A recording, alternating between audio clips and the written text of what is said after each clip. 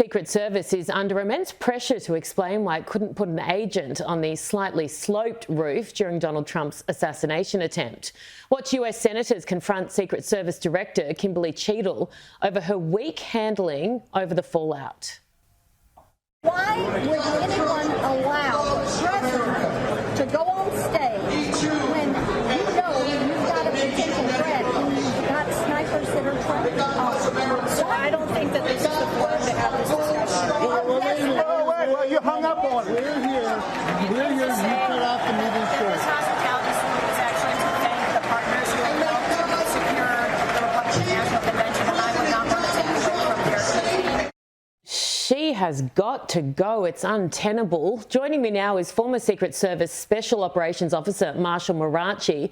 He's an expert in his field. In fact, he worked with the Obamas for 8 years. So, Marshal, before we get into what happened, I'd like to ask you firstly about your own experience of doing this exact job with a former president. Yep. So I worked on President Obama's SWAT team, the emergency response team, for all 8 years, also with Vice President Biden. You know, it was a great experience. Wonderful being at the White House. Wonderful working for everyone. You know, that we did have a famous security lapse in 2014 with somebody during that administration, with somebody getting into the White House, and you know, a few weeks later, the same situation happened again, and my dog Hurricane actually stopped the intruder. So, you know, we did turn that into a charity and did turn some good into that from last time. But, you know, this one's a little different. And here we are again with, you know, some new issues that are arising in the security world. Now, as you've just heard, the Secret Service is trying to blame the slope of the roof, which is utterly ridiculous, in my opinion, for not having that space covered. What is your response to that? Yeah, I got to say that's the first time I've ever heard that in my career. Been doing this a long time. We train on slanted roofs. You train on rooftops. You train in terrain. You train on hills. You train in the woods.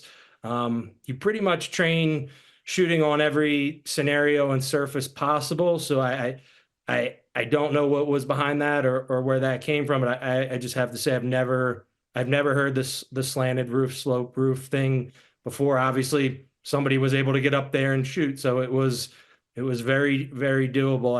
I've never heard that before.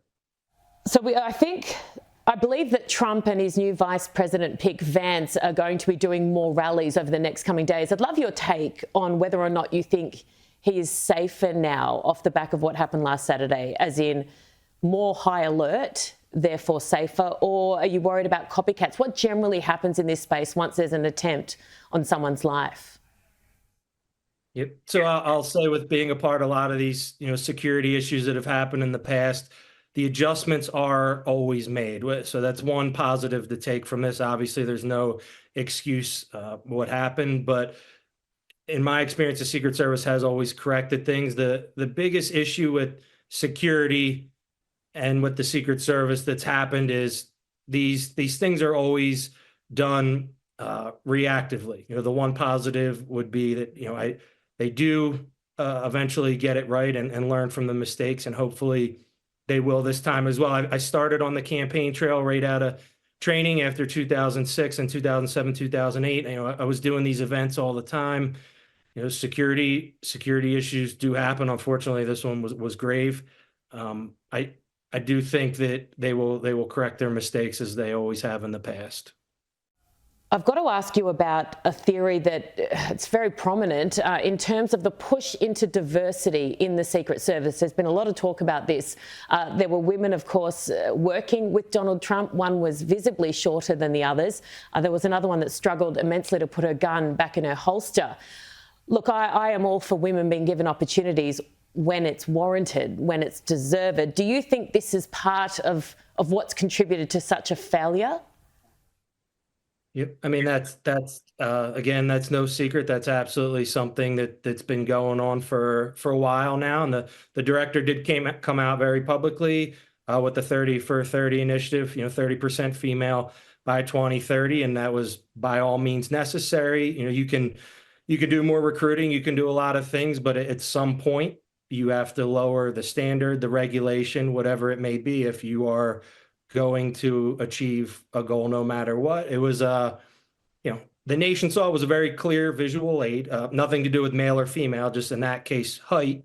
It's very clear when you see a protectee and, the Secret Service detail is not an inch or two, but, a foot shorter.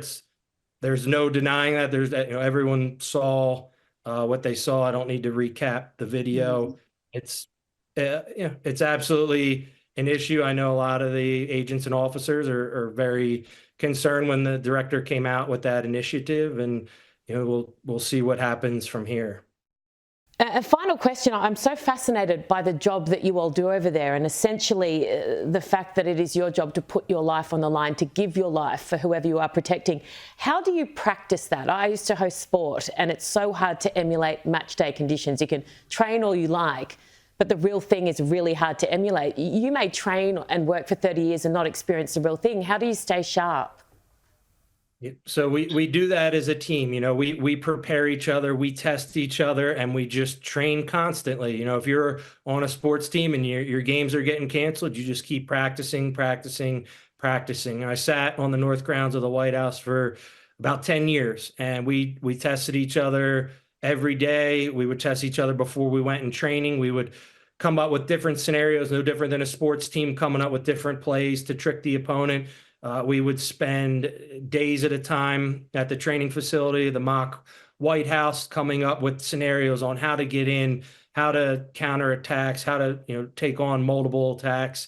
The men and women of the Secret Service are some of the most dedicated men and women that you will find on the planet.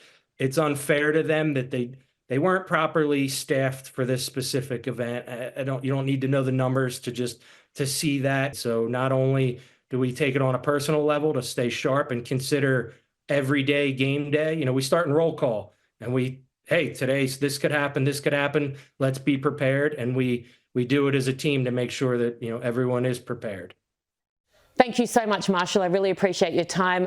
Guys, if you're interested in Marshall's charity, if you Google K9 Hurricane, they do a fantastic job. Thank you so much.